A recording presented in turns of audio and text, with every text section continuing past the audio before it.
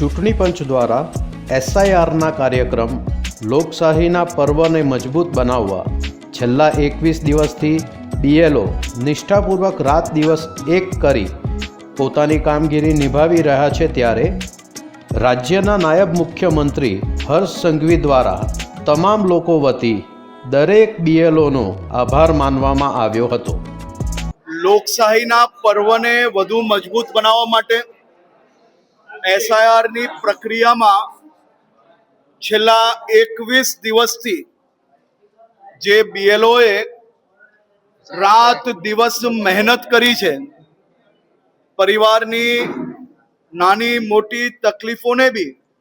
બાજુમાં મૂકીને લોકશાહીના પર્વને વધુ મજબૂત કરવાનો જે લોકો પ્રયાસ કરે છે, તેવા સૌ બીએલઓને મારા વિસ્તારના સૌ નાગરિકો વતી હું અલગ અલગ સેન્ટરો પર જઈને એમનો આભાર માનવા નીકળ્યો છું. આજે સવારે અલગ અલગ ક્ષેત્રમાં જઈને હમણાં આ વિસ્તારમાં પહોંચ્યો છું. હજી બી અલગ અલગ સેન્ટરો પર હું જઈને આ જ રીતે મારા વિસ્તારમાં કામ કરતા સૌ બીએલઓને લોકશાહીના પર્વને મજબૂત બનાવવા બદલ એમનો આભાર માનવા આવ્યો છું. આપે અહીંયા જ બધા લોકો બેઠા છે, આપ જોઈ શકો છો કે એમને બી ગર્વ મહેસૂસ થયો કે દરેક બૂથમાં જે બીએલઓ કામ કરી રહ્યા છે, તમામ લોકોને અંદાજો આવ્યો કે ક્યાંક વોટર લિસ્ટની અંદર કોઈક બીજા રાજ્યમાં બી નામ બોલે છે, અહીંયા બી બોલે છે, કોઈક નગરજનોનું મૃત્યુ પામી ગયા હોય તો બી એમનું નામ બોલે છે.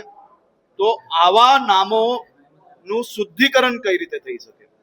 કે નવી યાદી જે બને એ યાદીમાં કોઈ 2 રાજ્યની અંદર નામ હોય, કોઈ 2 વિસ્તારમાં નામ હોય, તો એ સિંગલ નામ કઈ રીતે બની શકે? પ્રક્રિયામાં લાભ લેવા માટે અને ખાસ કરીને મહેનત કર્યા પછી આજે જ્યારે રિઝલ્ટ તરફ આપણે આગળ આવી રહ્યા છે, ત્યારે બધાના ચહેરા ઉપર ખુશી છે અને લોકશાહીના પર્વને મજબૂત બનાવવાની જે જીત છે એની ખુશી જે એ લોકોના ચહેરા પર છે એ જોઈને બધાનો થાક આજે ઉતરી ગયો. આપણા બીએલઓ એ આપણી લોકશાહીના પર્વને મજબૂત કરાવવા માટે નીકળ્યા છે, તો આપણે સૌ લોકો માટે ગર્વની વાત છે, આપણા માટે હીરો છે. આ સૌ લોકો આજના દિવસના ખાસ કરીને લોકશાહીના પર્વને ભવિષ્યનું મજબૂત કરવાનાર મોટામાં મોટા હીરો છે, તો એ લોકોના સહયોગી બનવું જોઈએ.